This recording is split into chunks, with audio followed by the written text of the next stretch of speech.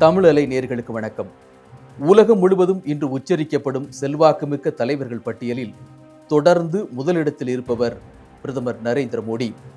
எத்தனை இடர்கள் வந்தாலும் அவற்றை தைரியமாக எதிர்கொண்டு சமாளிப்பதில் வல்லவர் நரேந்திர தாமோதரதாஸ் மோடி. நரேந்திர தாமோதரதாஸ் மோடி. அவர் செப்டம்பர் 17ஆம் தேதி தனது 75வது பிறந்த நாளை கொண்டாடுகிறார். சாமானிய குடும்பத்தில் பிறந்து உலகளவில் சக்தி வாய்ந்த தலைவராக வலம் வரும் அவர் 8 வயதில் RSSல் தொடங்கி இன்று வரை சமூகத்திற்காக தன்னை அர்ப்பணித்துக் கொண்டு செயல்படுகிறார். நரேந்திர தாமோதரதாஸ் மோடி பிரதமர் மோடியாக மாறிய வரலாற்றை அவரது பிறந்த நாளை ஒட்டி சுருக்கமாக பார்ப்போம்.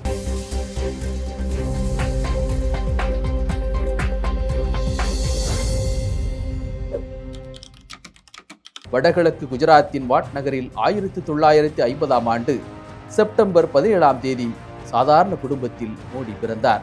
தாமோதர்தாஸ் முல்சன் மோடி கீராபென்னுக்கு பிறந்த 6 குழந்தைகளில் 3ஆவதாக பிறந்தவர்தான் நரேந்திர தாமோதர்தாஸ் மோடி. இடைநிலை கல்வியை முடித்த அவர் 8 வயதில் RSS இயக்கத்தில் தன்னை இணைத்துக் கொண்டார். 1978ஆம் ஆண்டு டெல்லி பல்கலைக்கழகத்தில் அரசியல் அறிவியலில் இளங்கலை பட்டம், 1983இல் குஜராத் பல்கலைக்கழகத்தில் அரசியல் அறிவியலில் முதுகலை பட்டம் பெற்றார். 1971இல், அதாவது தனது 21வது வயதில் RSS இயக்கத்தின் முழுநேர ஊழியரானார். அதன் பிறகு 1985இல் பாஜகவில் தன்னை இணைத்துக் கொண்டார் மோடி. அடிமட்ட தொண்டனாக தொடங்கிய அவர் பயணம் பொதுச் செயலாளர் பதவி வரை உயர்த்தியது. லக்ஷ்மண் ராவ் இனாம்தார் என்பவர்தான் மோடியின் அரசியல் வழிகாட்டி. சோம்நாத் முதல் அயோத்தி வரை பாஜக மூத்த தலைவர் அத்வானி மேற்கொண்ட ரத யாத்திரை மற்றும் கன்னியாகுமரியிலிருந்து காஷ்மீர் வரையிலான யாத்திரைக்கான ஏற்பாடுகளை செய்யும் பொறுப்பினை ஏற்ற மோடி வெற்றிகரமாக அதை நடத்தி காட்டினார்.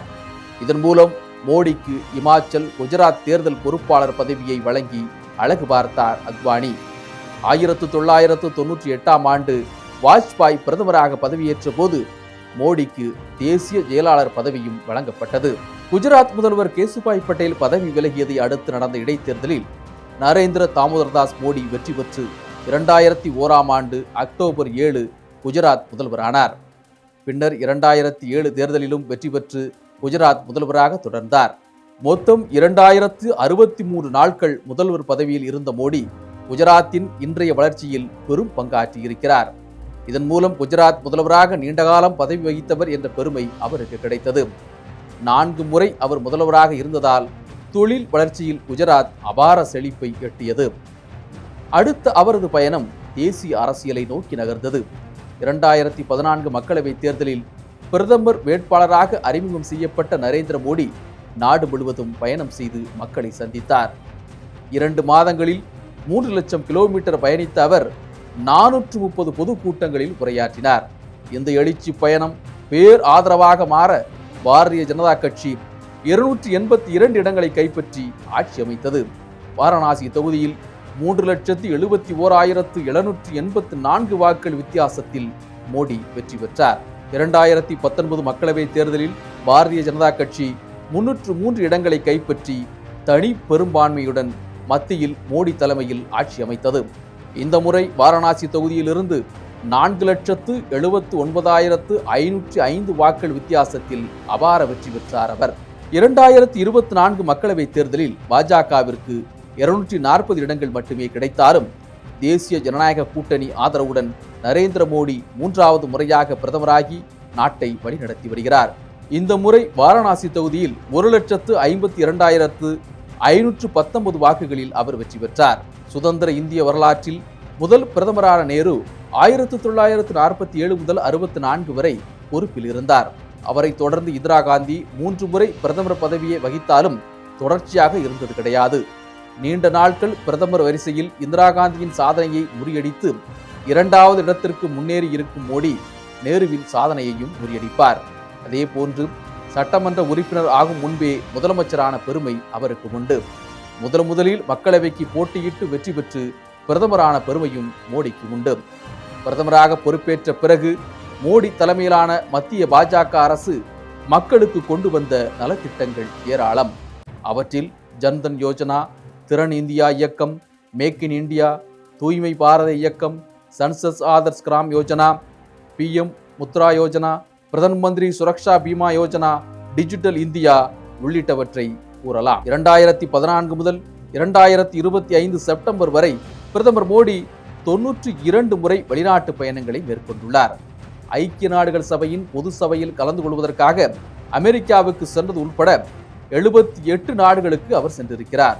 இந்த பயணங்கள் மூலம் நல்லுறவு வலுப்பெற்றதோடு உலக அரங்கில் இந்தியா எழுச்சி பெற்று வலிமை வாய்ந்த நாடாக மாறவும் உதவியது. இன்றைய சூழலில் இந்திய பொருட்கள் மீது அமெரிக்கா 50% வரியை விதித்தாலும் அதை பொருட்படுத்தாமல் தனது வர்த்தகத்தை இந்தியா மற்ற நாடுகளுக்கு விரிவுபடுத்த இது உதவியாக இருக்கிறது. வெளிநாட்டு பயணங்களின் போது பிரதமர் மோடிக்கு சவுதி அரேபியா, ஆப்கானிஸ்தான், பாலஸ்தீனம், மாலத்தீவு, ரஷ்யா, பூட்டான், பிஜி, எகிப்து உள்ளிட்ட நாடுகள் உயரிய விருதுகளை வழங்கி கௌரவித்தன. குஜராத் முதல்வராக இருந்தபோது தனக்கு கிடைத்த பரிசு பொருட்களை ஆண்டுதோறும் ஏலம் விட்டு அந்த நிதியை பெண் குழந்தைகள் நலத்திட்டத்திற்கு கொடுத்தார். அதே போன்று பிரதமர் பதவி காலத்திலும் தனக்கு கொடுக்கப்பட்ட பரிசு பொருட்களை ஏலம் விட்டு அதன் மூலம் கிடைக்கும் தொகையை கங்கையை பாதுகாக்கும் நமாமி கங்கா திட்டத்திற்கு மோடி அளித்து வருகிறார். தனக்கு அன்புடன் வழங்கப்பட்ட பரிசு பொருட்களை ஏலமிட்டு அதை நலத்திட்டங்களுக்கு கொடுத்த முதல் இந்திய பிரதமர் மோடி என்பது குறிப்பிடத்தக்கது. 2014 முதல் இதுவரை வானொலி நிகழ்ச்சியான மனதின் குரல் மூலம் அவர் நாட்டு மக்களுடன் உரையாடி வருகிறார். இந்நிகழ்ச்சி 125 எபிசோடுகளை தாண்டி வெற்றிகரமாக சென்று கொண்டிருக்கிறது. ஒவ்வொரு மாதமும் கடைசி ஞாயிறு அன்று மனதின் குரல் மூலம் அன்றாட நிர்வாகத்தின் பிரச்சனைகள் பற்றி மக்களிடம் அவர் விளக்கி வருகிறார். குறிப்பாக ஒவ்வொரு மாநிலத்தைச் சேர்ந்த சிறந்த கலைஞர்கள், தனித்துவமிக்க மனிதர்களின் சிறப்புகளை எடுத்து கூறி அவர்களுக்கு புகழ் வெளிச்சம் பாய்ச்சி வருகிறார். उसी प्रकार बहन उप्पलपू नागमणि जी का प्रयास भी बहुत ही प्रेरक है, जिन्हें मैंडोलिन में कार्नाटिक इंस्ट्रूमेंटल के लिए यह पुरस्कार दिया गया है.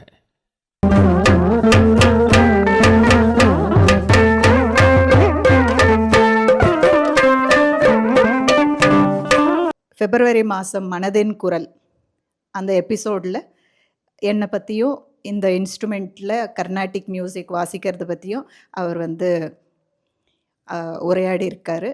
ஸோ இது எனக்கு ரொம்ப பெருமை தரக்கூடிய ஒரு விஷயம். அதாவது இப்போது உலக அளவில் தலைச்சிறந்த தலைவராக இருக்கிற நம் நாட்டு பிரதமர் ஸ்ரீ மோடிஜி அவர் இதை பற்றி பேசணுன்னு ஒன்றும் இது இல்லை. ஆனாலும் அவருக்கு இந்த கலையை வளர்க்கணும், நம் நாட்டு கலை இவங்க மேல்நாட்டு வாத்தியத்தில் வாசிக்கிறாங்க அப்படின்னு அவருக்கு தெரிஞ்சு அதை உடனே அடுத்த மாதம் ஒளிபரப்பார மனதின் குரல் அதில் அவர் உரையாடி இருக்கார் என்னை பற்றி. ஸோ இது எனக்கு ரொம்ப பெருமை தரக்கூடிய விஷயம், ரொம்ப சந்தோஷம். இந்த மனதின் குரல் இந்த நிகழ்ச்சியின் மூலமாக மேண்டலின் என்ற ஒரு வாத்தியத்தை மீண்டும் உலகத்திற்கு அறிமுகப்படுத்திய திரு பிரதமர் மோடி அவர்களுக்கு என்னோட நன்றி. என்னுடைய சிறிய சங்கீத சமர்ப்பணம் கிருஷ்ணானி பேகனே என்ற பாடல்.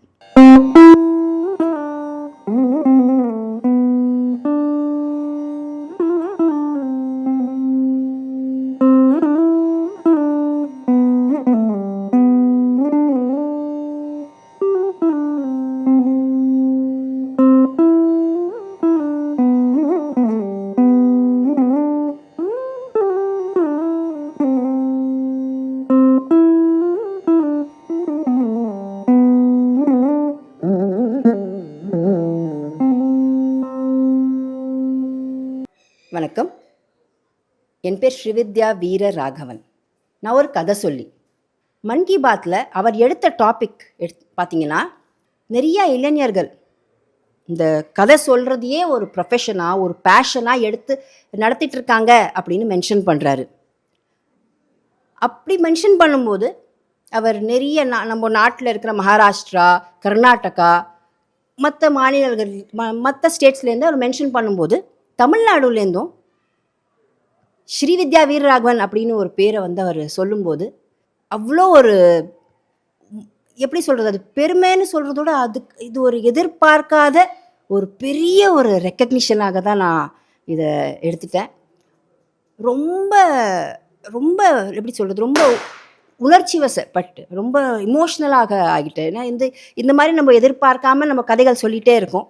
நான் நிறையா குழந்தைங்களுக்கு கதை சொல்லியிருக்கேன், நிறையா பெரியவங்களுக்கு கதை சொல்லியிருக்கேன். டீச்சர்ஸ்க்கு வந்து நிறையா போய்ட்டு ட்ரைனிங் கொடுத்து உங்களோட கிளாஸ் ரூமை ரொம்ப இன்ட்ரெஸ்டிங்காக ஆக்குங்க, கதைகளை உங்களோட பாடத்தையே வந்து கதையாக சொல்லுங்கள் அப்படின்லாம் சொல்லி கொடுத்து நிறையா ட்ரைனிங்லாம் கொடுத்துட்ருக்கேன். ஆனால் இதுக்கு ஒரு அங்கீகாரத்தை எதிர்பார்த்து பண்ணாமல் இருந்தாலும் இந்த மாதிரி ஒரு பெஸ்ட் அங்கீகாரம் கொடுத்த மாதிரி எனக்கு ஒரு ஃபீலிங் வந்துச்சு. ஸோ நம்ம பாரத பிரதான் மந்திரி அவர்கள், மதிப்புக்குரிய ஸ்ரீ நரேந்திர மோடி ஐயா, அவரோட லீடர்ஷிப் பெஸ்ட். எப்படி ஒரு ராஜா தன்னோட பிரஜைகளை பற்றி எல்லா விஷயங்களையும் தெரிஞ்சுக்கணும்னு சொல்லுவாங்களோ, அந்த மாதிரி எவ்வளவோ ஆயிரக்கணக்கான விஷயங்கள் இந்த உலகத்தில் இருந்தாலும் அதெல்லாம் அழகாக அவர் எடுத்துகிட்டு போயிட்டு இருந்தாலும், இந்த பிரஜையில் இருக்கிற என்ன மாதிரி காமன் பர்சன், ஒரு சாதாரண ஒரு குடிமகன் ஏதோ ஒரு வித்தியாசமாக பண்ணுறாரு அப்படின்னு சொல்லி அதை கவனம் எடுத்து அந்த பிஎம்ஓ ஆஃபீஸ்லேருந்தும் எல்லா ரிசர்ச்லாம் பண்ணி அவங்க ஒரு பெரிய ஒரு குழியவாக ஒரு நல்ல ஒரு ரிசர்ச் பண்ணி ஒரு சில நிறையா காமன் மக்களை வந்து ஐடென்டிஃபை பண்ணுறாங்க. ஸோ அந்த மாதிரி விதத்தில் என்ன மாதிரி கதை சொல்லிகள், இந்த நாட்டில் இருக்கிற நிறைய கதை சொல்லிகளை அவர் ரெக்கக்னைஸ் பண்ணார் இந்த நாள். வணக்கம், என் பேர் கேசி மோகன். நான் மதுரை அண்ணா நகர் மேலமடையில் சலூன் கடை வச்சுருக்கேன். 2020 கொரோனா என்னுடைய கடைக்கு பக்கத்தில் தான் வந்துருந்துச்சு. ரொம்ப கஷ்டமாக இருந்துச்சு. ஏரியா ஃபுல்லாகவே லாக் பண்ணிட்டாங்க பேரி கடை வச்சு. அங்கே உள்ள மக்கள் அனைவரும், ஏழை மக்கள் அன்னன்னைக்கு வேலை பார்த்தா தான் சாப்பிட முடியும், ரொம்ப கஷ்டப்பட்டாங்க. நான் வந்து எனக்கு ஒரே பொண்ணு, அதனுடைய படிப்புக்காக கொஞ்சம் கொஞ்சமாக சேர்த்து ஒரு 5 லட்சம் வச்சுருந்தேன். என்னுடைய பொண்ணு படிப்பை அப்புறம் பார்த்துக்குருவோம், முதல்ல மக்களுக்கு கஷ்டப்படுறாங்க, அவங்களுக்கு பசியாத்துவோம் அப்படின்னு சொல்லிச்சு. அதை வச்சு நான் அரிசி, காய்கறிகள், மளிகை பொருட்கள், பருப்பு, அனைத்து பொருட்களும் வாங்கி கொடுத்தேன் ஒரு 1500 குடும்பத்துக்கு. இதை தெரிஞ்ச பாரத பிரதமர் ஐயா நரேந்திர மோடி ஐயா அவர்கள் என்னை மங்கி பாத்தில் மனதின் குரலில் 31/5/2020 என்னை பாராட்டி பேசினார். எனக்கு ரொம்ப சந்தோஷமாக இருந்துச்சு. எதிர்பார்க்காத இந்த செயல் வந்து இவ்வளோ பெரிய அளவுக்கு ஆகும்னு தெரியாது. மங்கிபாத்தில் பேசினது ரொம்ப சந்தோஷம் குடும்பத்தோட. அவர் பிறந்தநாள் வாழ்த்துக்கள், 75வது பிறந்தநாள் வாழ்த்துக்கள். பிரதமர் ஐயா பல்லாண்டு காலம் வாழ்க. வணக்கம், நான் யோகநாதன், கோயம்புத்தூர்ல இருக்கிறேன். சுற்றுச்சூழல் ஆர்வலர், ட்ரீமேன் ஆஃப் இந்தியா மருதமலை பிராஞ்சில் வந்து பஸ் கண்டக்டராக இருக்கேன். 38 வருஷமா அந்த சுற்றுச்சூழல் பணி செஞ்சுட்டு இருக்கேன். வருஷத்துக்கு 1 லட்சம் மரம் இலவசமாக கொடுத்துட்டு இருக்கனால பிரதமருக்கு இந்த செய்தி போய் மங்கி பாத்தில் என்னை பாராட்டி பேசியிருந்தார். பேசுகிற அன்னைக்கு சேகானுடைய பறவைகள் சரணாலயத்தினுடைய டைரக்டர் பிரமோத் சார் கூப்பிடுறாரு. யோகநாதன் எங்க இருக்கீங்கன்னு கேட்டாரு. சார், நான் பஸ்ல டிக்கெட் கொடுத்துட்டு இருக்கேன்னு சொன்னேன். பிரதமர் உங்களை வந்து ஆல் இண்டியா ரேடியோவில் பேசிட்டு இருக்காருங்க, கேளுங்கன்னு சொன்னாரு, வாழ்த்து சொன்னாரு. அதற்கு பிறகு நிறைய தொடர்ந்து ஃபோன் வந்துட்டு இருந்தது. மறுநாள் பத்திரிகை, எல்லா பத்திரிகையிலும் பிரதமர் மங்கி பாத்தில் பேருந்து நடத்துனரை பேசியதனால் நெகிழ்ச்சி அடைந்தார் சுற்றுச்சூழல் ஆர்வலர் யோகநாதன் சொல்லி போட்டிருந்தாங்க. 38 வருடமாக இந்த சுற்றுச்சூழல் பணியை செஞ்சுட்டு இருக்கேன். இதற்கு கிடைத்த மாபெரும் அங்கீகாரமாக நான் அதை நினைக்கிறேன். போன வருடம் ஆகஸ்ட் 15 சுதந்திரத்தன்னைக்கு ராஷ்டிரபதி பவனுக்கு என்னை அழைத்து அரசாங்கத்தினுடைய செலவுலேயே இங்கிருந்து ஃப்ளைட்ல போய் அங்க ராஷ்டிரபதி பவனில் ஒரு 3 பேர் ஐடென்டிஃபை பண்ணி அறிமுகப்படுத்தினாங்க. அதுல என்ன ஒரு ட்ரீமேன் ஆஃப் இந்தியா பஸ் கண்டக்டர் தமிழ்நாடுன்னு சொன்னாங்க. உடனே பிரதமர் 2 கைகளை பிடித்து கொண்டு முதுகுல தட்டி கொடுத்தாரு. நான் நெகிழ்ந்து போனேன். பெரிய ஒரு என்ன சொல்றது, இவ்வளவு தூரத்தில் இருந்து பார்க்கிற ஒரு மாபெரும் பிரதமர் நம்மளை தட்டி கொடுக்குறாங்க, ஒரு மகிழ்ச்சியா இருந்தது. அவருடைய பிறந்த நாள், அவர் நீடூடி காலம் வாழ நல்லா இருக்கணும்னு சொல்லி வாழ்த்துக்கிறேன். நன்றி, வணக்கம். என் பேர் ராதிகா சாஸ்திரி. நான் குன்னூர் நீலகிரி மாவட்டத்துலேருந்து பேசுகிறேன். இப்போது இங்கே நான் ஒரு கேஃபே நடத்துகிறேன். பட் எங்கள் ஃப்ரீ டைமில் என் டீமும் நானும் ஹெல்த் கேர் ஸ்பேஸில் நிறையா சோஷியல் ஒர்க் மாதிரி பண்ணுவோம். எங்கள் கேஃபே கிளைண்ட்ஸ் எல்லாம் நிறையா டொனேஷன் கொடுப்பாங்க. அதை வச்சு நாங்கள் கவர்மெண்ட் ஹாஸ்பிட்டல்ஸ், ஸ்பெசிஃபிக்லி கவர்மெண்ட் ஹாஸ்பிட்டல்ஸை அப்கிரேட் பண்ணோம். கோவிட் டைமில் தான் இது ஸ்டார்ட் ஆச்சு. இந்த எங்கள் ப்ராஜெக்ட்ஸே கோவிட் டைமில் தான் ஸ்டார்ட் ஆச்சு. One of the first projects வந்து அந்த ஆட்டோ ஆம்புலன்ஸ், ஆம்புரெக்ஸ்னு பண்ணியிருந்தோம். ஏன்னா ஆம்புலன்ஸ் இங்கே கால் பண்ணால் 48-72 hours ஆகிட்டு இருந்தது. ஸோ அர்ஜென்ட்லி ஆட்டோ ரிக்ஷாஸை வாங்கி அதை ஆம்புலன்ஸாக கன்வெர்ட் பண்ணி ஃபேப்ரிகேட் பண்ணி நாங்கள் 6 ஆம்புலன்ஸஸ் டிஸ்ட்ரிக்டில் கொடுத்தோம். அந்த விஷயம் வந்து எப்படி ப்ரைம் மினிஸ்டர்ஸ் ஆஃபீஸ்க்கு தெரிஞ்சதுன்னு தெரியல. பட் ஒன் சண்டே மார்னிங் எனக்கு ஒரு கால் வந்தது தட் 11 o'clock மன் கி பாத் கேளுங்கோ, Prime Minister is going to speak about you. So I was surprised. I did not know in the Madri plan irundaduna. So 11 o'clock, that was the first Man Ki Baat I had watched. Adukku munnala na Man Ki Baat paathathu kedaiyadhu. So I switched on the TV. Adu vande All India Radio and TV transmission பண்ணுவாங்க. And I watched that. And I was very emotional because நம்மலாம் ordinary citizens, நமக்கு முடிஞ்சது பண்ணுவோம் நம்ம சொசைட்டியில். இந்த சொசைட்டியில் இருக்கிறோம், we are living here. So யாருக்கு கஷ்டமோ அவளுக்கு ஹெல்ப் பண்ணுவோம். But I don't think any other prime minister has recognised people who do these kind of small things for society. We don't expect anything back, but அதை எடுத்து பேசினது was very very encouraging, was very inspiring. எனக்கு மட்டும் inspiring இல்லை, நிறையா ஜனங்க வந்து இந்த மாதிரி they came forward. நாங்களும் ஹெல்ப் பண்ணுறோம், நாங்கள் உங்கள் டீமுக்கு எதான பண்ண முடிஞ்சதுன்னா பண்ணுறோம். இன்னும் நிறையா donors game and they realized that we were doing a good job in the healthcare. So நிறையா donors, CSR funds எல்லாம் வந்து நாங்கள் இன்னும் நிறைய ப்ராஜெக்ட்ஸ் பண்ணினோம் அதனால. ஸோ ஐ ஆம் extremely grateful to Prime Minister Narendra Modi for picking up ordinary citizens from the country. அவங்க வேலை பண்ணுறது அதை ஹைலைட் பண்ணி சொல்கிறாங்க. எனக்கு எங்கேருந்தும் இன்டர்நேஷ்னல் கால்ஸ்லாம் வந்துடுத்து, இந்த மாதிரி ஆட்டோ ரிக்ஷா பண்ணணும். எங்களுக்கு தாய்லாண்ட்லேருந்து வந்தது, பாகிஸ்தான்லேருந்து கூட வந்தது, முல்தான்லேருந்து யாரோ பண்ணாங்க. இந்த மாதிரி எங்களுக்கும் ஹிலி டெரெயின் இருக்குது, எங்களுக்கும் ஆம்புலன்ஸ் இல்லை, எப்படி பண்ணலாம் அந்த மாதிரி நோ ஹவுக்கு. So the reach of his word, அவரோட ஒரு status, everybody wants to know whom he is talking about and what work was done. So I'm extremely grateful. ரொம்ப மோட்டிவேட்டிங் அது எங்களுக்கெல்லாம், because we have our own businesses. எங்களோட work இருக்குது, அது மாட்டில் பண்ணுவோம். எப்போ எங்களுக்கு ஃப்ரீ டைம் கிடைக்கிறதோ we want to give back something to the country. And அந்த மாதிரி விஷனரி லீடர் அந்த டைம்ஸில் நம்ம இப்போ இருக்கோம். that itself is a great thing because we are living in the times of Narendra Modi. It's a very historical moment. You might like him, you might not like him. That is a different issue, but it is a fact. நான் ரொம்ப travel பண்ணுவேன், international travel. And நானே difference பார்த்துருக்கேன் from when India was 15-20 years ago till today. Indians are respected. வெளி ஊருக்கு போனால் கூட everybody knows Modi. Everybody knows India and what we are doing.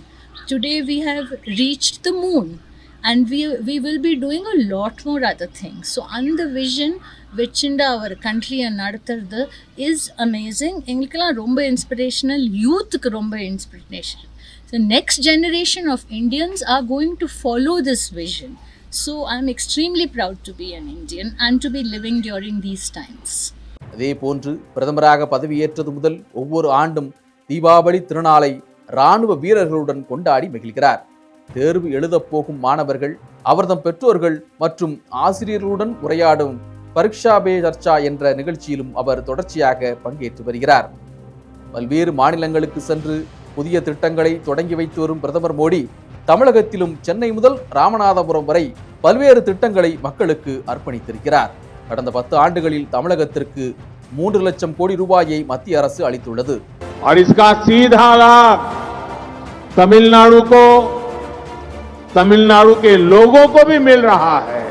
இது முந்தைய காங்கிரஸ் கூட்டணி அரசு வழங்கிய தொகையை விட 3 மடங்கு அதிகம். 11 ஆண்டுகளில் தமிழகத்திற்கு 11 புதிய மருத்துவக் கல்லூரிகள் வழங்கப்பட்டிருக்கின்றன. சீன அதிபர் ஜி ஜின்பிங்கை தமிழகம் வரவழைத்து மாமல்லபுரத்தில் பேச்சுவார்த்தை நடத்திய பிரதமர் மோடி 2000 ஆண்டுகள் பழமை வாய்ந்த இந்திய சீன உறவை மேலும் வலுவுள்ளதாக மாற்றினார். ஒவ்வொரு முறையும் அவர் தமிழகம் வரும்போது பாரம்பரிய உடையான வேட்டி சட்டையுடன் நிகழ்ச்சிகளில் பங்கேற்று நமது கலாச்சாரத்தை போற்றி வருவதும் குறிப்பிடத்தக்கது. தமிழக தலைவர்கள் சுதந்திர போராட்ட தியாகிகளை அவர்களின் பிறந்த நாளன்று நினைவு கூர்ந்து போற்றுவதை பிரதமர் மோடி தொடர்ந்து செய்து வருகிறார்.